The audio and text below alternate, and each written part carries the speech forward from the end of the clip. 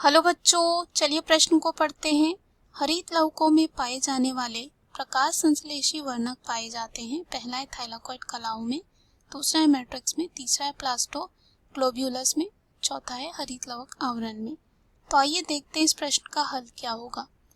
तो इस प्रश्न में हमें यही बताना है कि हरित लवकों में पाए जाने वाले प्रकाश संश्लेषी वर्णक कहाँ होते हैं। सबसे पहले बात करेंगे इस प्रश्न में मुख्य अवधारणा की। तो देखते हैं हरित लवक क्या होते हैं। हरित लवक की बात करें तो ये एक कोशिकांग होते हैं। कोशिकांग होते हैं और इनका रंग जो है हरा होता है और कह सकते हैं इनमें होता है पनहरिम। इसकी वजह से हरित लवक दोहरे झिल्ली से घिरे हुए होते हैं, यानी कि दो झिल्ली से, एक बाहर होता है और एक अंदर होता है, और ये एक लाइपोप्रोटीन की बनी हुई होती है। इसके अंदर की ओर तरल पारदर्शी पदार्थ होता है जिसे स्ट्रोमा कहा जाता है। अगर हम बात करें जो हरित लवक होते हैं वो दो भागों से मिलकर बने हुए होते हैं। एक होता है सीमा निर्धारक झिल्ली,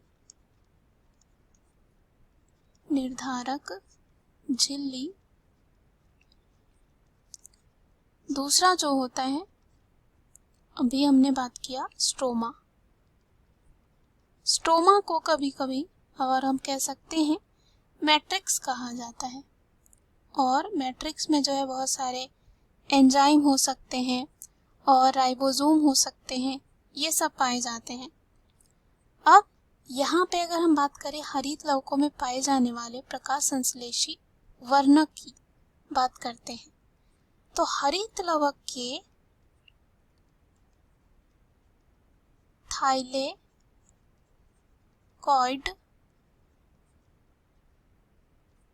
कलाओं में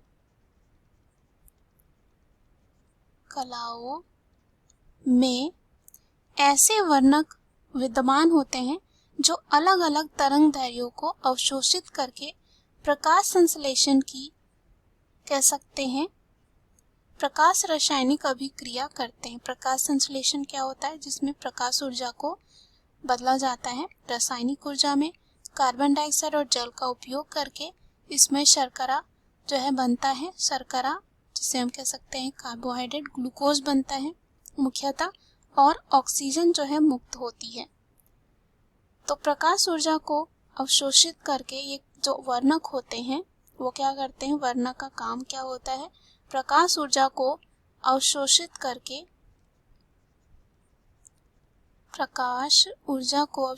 करके रासायनिक ऊर्जा में बदलना।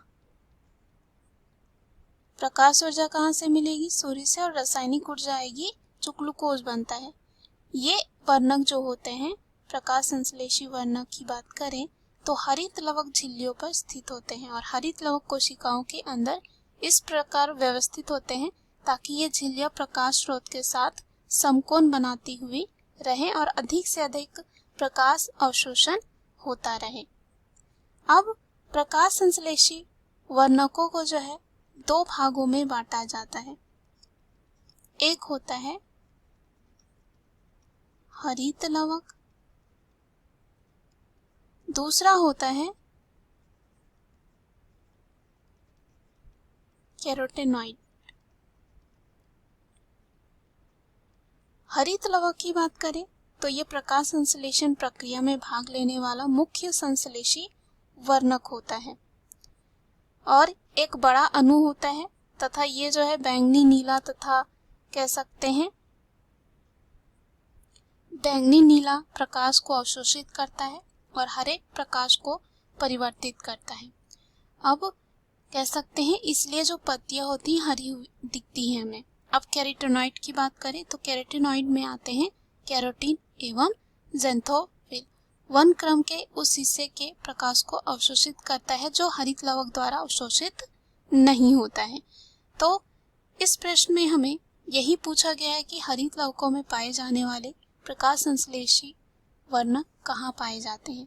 तो पहले विकल्प में देखते हैं तो दे रखा है थाइलाकॉइड कलाओं में, जो इस प्रश्न का सही उत्तर हो जाएगा। हमने देखा थाइलाकॉइड कलाओं में ही जो है हरित लवक में पाए जाने वाले प्रकाश संश्लेषी वर्णक पाए जाते हैं। दूसरा है मैट्रिक्स में। मैट्रिक्स को हम स्ट्रोमा कह सकते हैं। स्ट्रोमा में जो है यहाँ पे एंजाइम, कुछ राइबोसोम, ये सब देखे जाते हैं, तो ये नहीं हो सकता है। तीसरा है प्लास्टोग्लोब्यूलस। प्लास्टोग्लोब्यूलस की बात करें तो ये जो है लाइपोप्रोटीन होता है जो हरित लवक होता है उसके अंदर पाया जाता है, तो यहाँ पे ये भी क्या हो जाएगा, गलत हो जाएगा। चौथा है हरित लवक आवरण में। हरित लवक आवरण की बात करें तो यहाँ पर हम कह सकते हैं ये नहीं पाया जाता है। मुख्यतः दो आवरण होते हैं, बाहरी आवरण और एक आंतरिक आवरण जो अंदर में होता है, तो इसमें भी ये नहीं देखा जाता है प्रकाश संश्लेषी वर्णक। दिए गए प्रश्न का सही उत्तर है ए। आशा करती हूँ यह उत्तर आपको समझ में आया होगा। धन्यवाद।